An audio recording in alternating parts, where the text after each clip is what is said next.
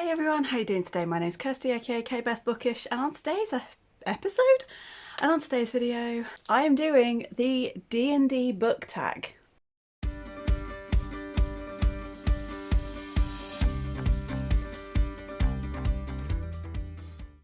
This is a tag that was created by Jem from Gem's Creeps and Geeks and Ashley from Ashley Bookish Life, and is all inspired by things to do with D&D. Now, I don't really talk about it very much anymore, but D&D, aka Dungeons and Dragons, has been a big part of my life. It's kind of linked now to not so great things, and I do have a bit of a block there, but it has been a thing that I have loved for quite a while, and I don't really watch it anymore, but I used to be obsessed with watching Critical Role, and it got me through some not so great times in my life. And yeah, it is a game that is very dear to my heart, and so I love this tag, and as soon as I saw it, I knew that I was going to give it a go. So yeah, all of the prompts are linked to various things within Dungeons and Dragons and D&D and the D&D community. And yeah, I just thought it'd be fun to give it a go. The very first one of these is Everyone's Dead, a character with a tragic backstory. Now, I have made plenty of characters myself from D&D and my own novels that all have tragic book characters, and I just love the idea of Everyone's Dead because most of us that play D&D have experienced at least once in our lifetime either a character death or a TPK. But for characters that have these horrific backstories, I will warn there is some repetition here because, you know, some of these books fit multiple categories, so I might as well just repeat them. But we have Alice by Christina Henry. Both Alice and Hatcher have had absolutely horrific things happen to them, and just there's so much heartbreak and pain in this book. We have Yelena from Poison Study. She went through some pretty awful things as a child, and it's really affected who she is as a person, and I felt like she had a really strong but also tragic backstory. And this one's going to come up more than once in this video. The Greatcoat series, Falkio Valmont in particular.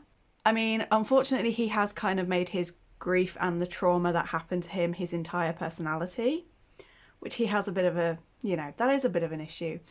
But I can't deny that what happened to him and his wife was tragic, and it has scarred him for life. Next is Roll Persuasion With Advantage, which is an auto-buy author. Now, actual auto-buy authors where I will buy any book that they come up with, I have very, very, very few. In fact, I only actually have two. And they will not be the ones that you all think, because I guarantee you're all thinking Nalini Singh, V. Schwab. You know, you're wrong. Those are authors that I will buy most things of, but I don't necessarily buy anything that they will put out. And Sebastian de Castell is one again, that I've got most of his books, but it's not yet guaranteed that I will buy no matter what. But authors that I will, there are two. One is Laura Wood, who wrote The Agency for Scandal and Under Your Spell, both of which I've read, both of which I gave 5 stars, and she is pretty much, now I will read anything she puts out. And the other one is one that you probably will guess, and that is Aidan Thomas. You know, everything I've read of theirs so far has been at least a 4-star, and I've read, I think I've read everything that they've published now, because they've had 3 books, and I've read 3 books. So, you know, they are definitely an auto-buy for me. Number 3 is Me and the Boys Gonna Knock You Up. Basically, they're gonna mess you up. Basically, ensemble cast that you love. There are multiple. I could have come up with a billion of these, but I have got Under Your Spell by Laura Wood. The sisters, in particular, have some of the best sisterly relationships I've ever seen anywhere. Is anyone going to be shocked? 6 of Crows. Need I say any more? A very new one to the favourite shelf that I was completely surprised by, but it's taken me by storm and I am obsessed. The Raven Boys by Maggie Stiefvater. This group is incredible. And going back to Greatcoats, those 3, Falkio, Keston, Brasti, have my entire heart and soul. And then the final one for this one is Shadow of the Fox by Julie Kagawa. I loved every single character in here. They are all so different to each other, yet they come together to make a really fun and dynamic team. Next up is I Rolled a 1. We all know the pain of that, which is a character that tries their best but keeps on failing. I was struggling so hard with this one until I remembered that Bree from Legendborn, it just feels like with her that she spends the whole series taking one step forward, two steps back, and it just feels like things just keep going wrong for her and she keeps making the wrong decisions even when she feels she's on the right path. And it's nothing against her, it's not that she's deliberately choosing things or being dumb, it's just that for some reason fate seems to have other plans for her. But another one that I thought of originally, which is slightly out of the box, and I said to Jem that I was thinking out of the box and she was like, we love this. That was the main character, I can't even remember her name now, from A Lady's Guide to Fortune Hunting. Only in her case, it's not that she has the best intentions, because she's ultimately trying to marry to get as much money out of this guy, out of her husband, as she can. But it is very much a case of everything she tries to do just goes wrong in some way, shape or form. And she just spends the whole book like, what now? What do I do now? Oh God, panic. And I just loved reading that. It was a really interesting idea.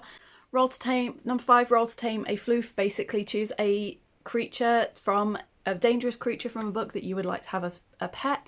I have chosen the squirrel cat from the Spellslinger series because honestly, who wouldn't want a pet that is small enough to wrap around you and keep you warm and cuddle and snuggle, but could also tear your throat out in a single bite?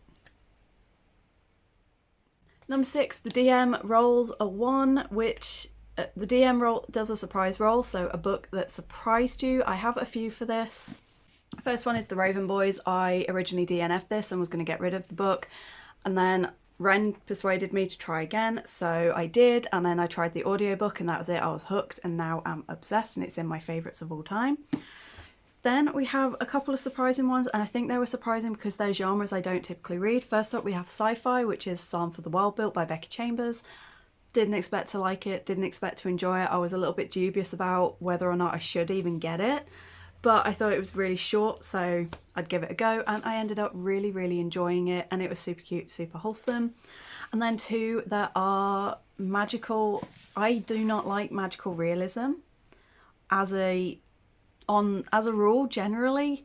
However, there are a couple of exceptions. One is Wayward by Amelia Hart. I think it's because it was the first time I'd read a book like this and it just completely blew me away. And then Before the Coffee Gets Cold by Toshikazu Kawaguchi. Again, I wasn't sure at first, but by the end gave it 5 stars and was in floods of tears for all sorts of reasons, and it just blew me away. Number 7, I Would Like to Rage. Classic barbarian move. And for this, it's to choose a character with anger issues. And again, I've got a few. I mean, I can't not really mention the Raven Boys in this video and not talk about Ronan Lynch. Yeah, boy needs a punching bag. I also went with Julian Diaz from Cemetery Boys. That boy has an extremely short leash. And then one that I literally just finished reading this month is Shanghai Immortal by A.Y. Chow.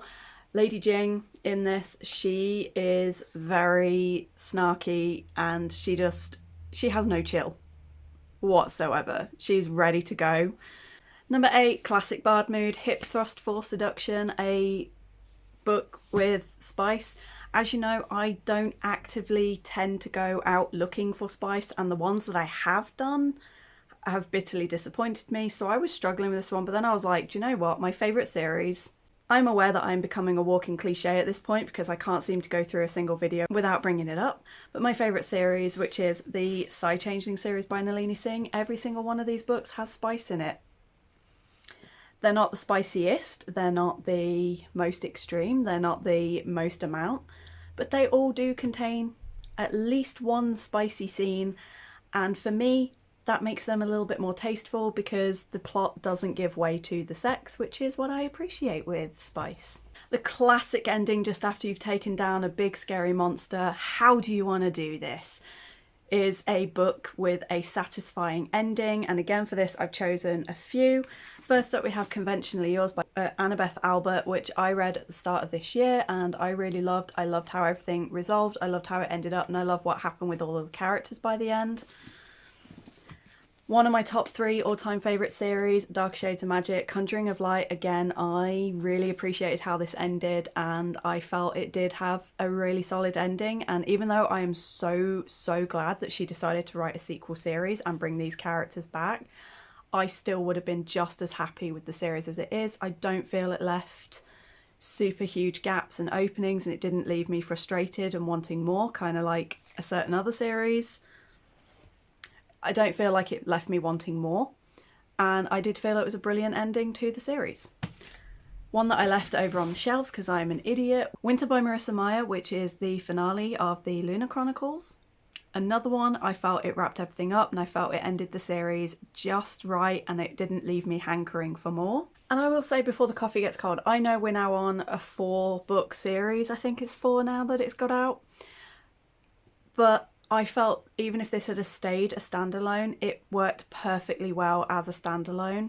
And I think that is the case with all of the books in this series. They can be read in any order and they don't sort of have a follow-on, but I felt all of the stories, the 4 sort of short stories in here, all interweaved beautifully and created a very beautiful, if not slightly heartbreaking ending, and I just really loved it. And then 10, the final one, number 10, Gather Your Party, which is to tag 3 people in this video. And I am going to tag Ren from The Reading Ren because obvious, Jonah from Words from the Void because I know that he is also a D&Der and would probably appreciate doing a D&D type book tag, and Becca from Cosplay and Books because again I know that she is a fellow D&Der. But obviously, as with all of these videos, whenever I do a tag, if you want to do it, consider yourself tagged. Just, you know, make a mention to this video, and also don't forget to link the original creators, who I will also link in the description below. I really hope you enjoyed that. Thanks for watching. I had fun with this one, even if one of the prompts did give me a bit of a headache. Let me know in the comments if you've ever played D&D and what you used to play, like what's your favourite race and class to play. I hope you're all good, I hope you're staying safe, and until next time.